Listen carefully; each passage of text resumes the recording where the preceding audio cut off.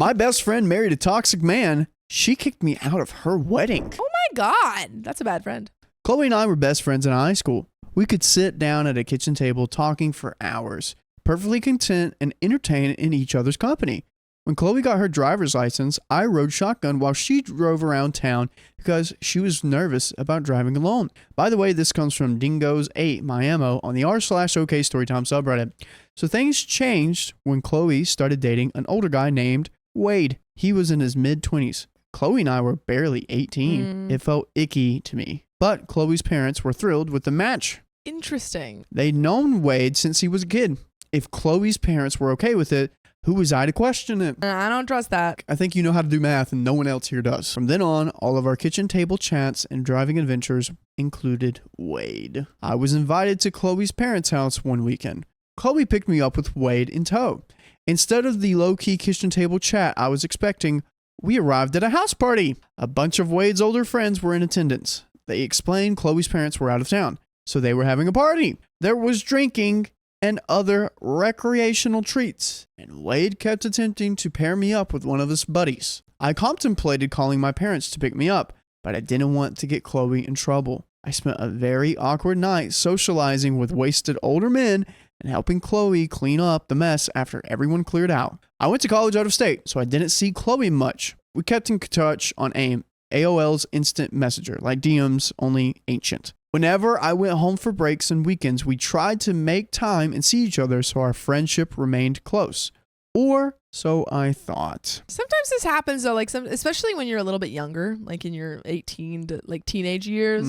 Like you'll have friends who get into a relationship and it's probably like maybe one of their first, if not their first. And they lose themselves in it. Yeah, and they're like so focused on the relationship and the excitement about like, oh, this is, my first relationship or whatever, that they kind of don't focus on their friends. It's a mistake that a lot of people make, and it's not necessarily something that you can't learn from. After Chloe moved into an apartment with Wade, things shifted dramatically. Turned out Wade had a drinking problem and a temper, and he spent a good chunk of their money on the devil's lettuce. And the parents are like, chill with Wade? They knew him since he was a kid. It's okay. I was invited by Chloe's parents to a birthday get-together for Chloe at the apartment.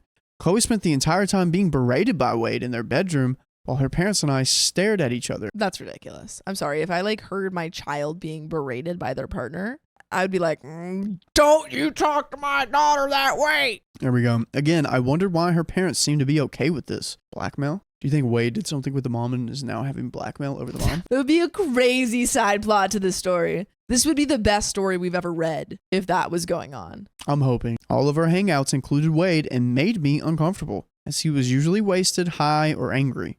I told Chloe I couldn't deal with his behavior, and I only come to their apartment if Wade wasn't present. This caused tension between them, and Chloe asked me to take an effort to be friends with Wade. On one occasion, while I was visiting their apartment, Chloe stepped away to use the bathroom, and Wade hit on me while she was gone. I was shocked and couldn't get out of there fast enough. During one of my visits from college, Chloe invited me over.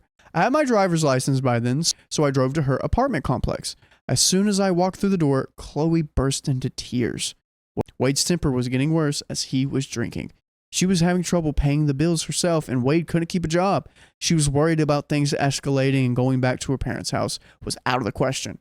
Her life at home was worse than what she was going through with Wade. Okay. So her parents suck too. Yeah. That's really hard. Break up with Wade and move in with me. That's what I would do. I mean, it's really hard for OP because OP's still basically a kid too.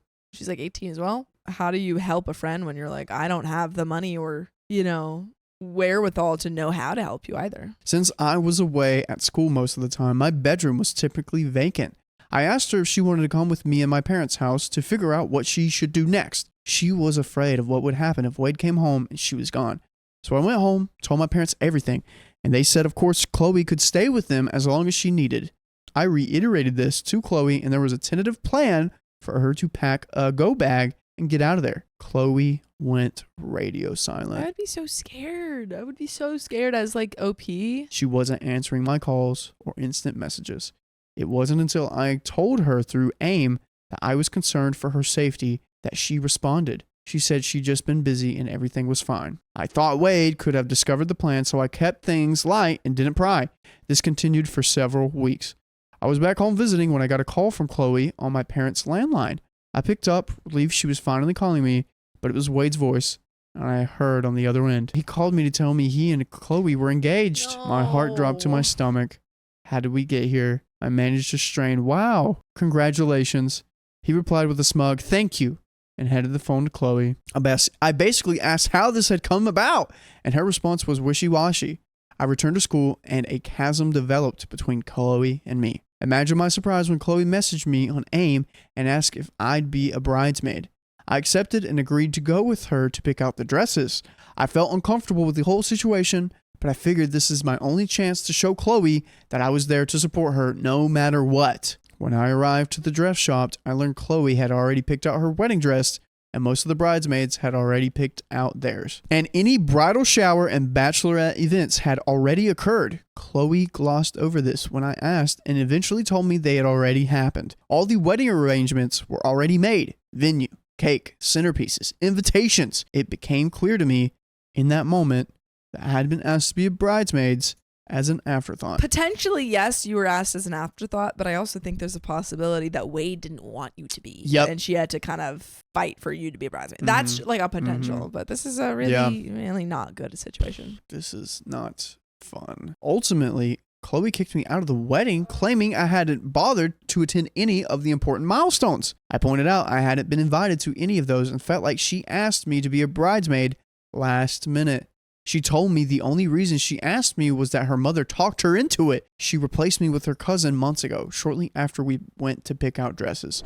But we will never replace you if you join us live every weekday at 3 p.m. PST on YouTube, Facebook, Twitch, and TikTok. All you gotta do is tap her profile. But dang, dude, this is such a sad story. No, it is sad. And like from OP's perspective, you just have to know that you've done what you can and you tried to be there and support her. But when she's in this situation, she's kind of being blinded by her partner's, words and by her parents' words and stuff. And so there's not that much that you can do to kind of convince her unless she's willing to take a step in that direction. So you did the best that you could. And just be there for her with open arms. And whenever she gets back into reality.